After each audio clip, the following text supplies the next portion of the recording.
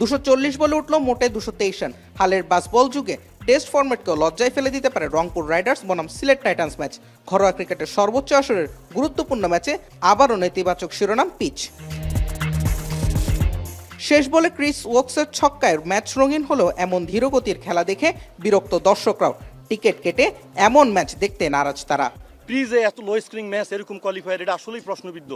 আমরা আসলে রান দেখতে আসছি, আমরা আসলে জয় বড় কথা না, আমরা প্রত্যেকটা 4 এনজয় করব, 6 এনজয় করব, কিন্তু এভাবে মরার মতো আমরা এক জায়গায় বসে থাকবো, লাস্টে এসে আমরা এইভাবে এনজয় করবো, এটা না।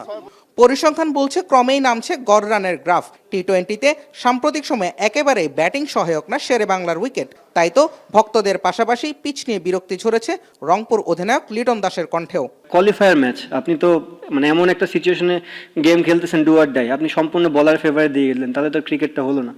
আমার মনে হয় বেটার উইকেট বোর্ড টিমে আশা করছিল। ম্যাচ আমরা হারতাম, সমস্যা নেই, বাট ক্রিকেটটা ক্রিকেটের মতন হলে মনে হয় একটু ভালো হতো। গামিনী ডি সিলভা থেকে টনি হেমিং বারবার সমালোচনা করার পরেও বিসিবি যেন রান ফেরাতে পারছে না। মিরপুরের এই উইকেটে রান ফেরাতে ঠিক কোন পথে হাঁটবে ক্রিকেট বোর্ড, সেটাও অনেকটা অজানা। জুবায়ের আহমেদ, এখন, ঢাকা। কালার এক্সপার্ট এবং ডার্ক জ্যাপ সমৃদ্ধ অরিক্স অ্যাডভান্স ডিটারজেন্ট পাউডার আপনার লন্ড্রি এক্সপার্ট।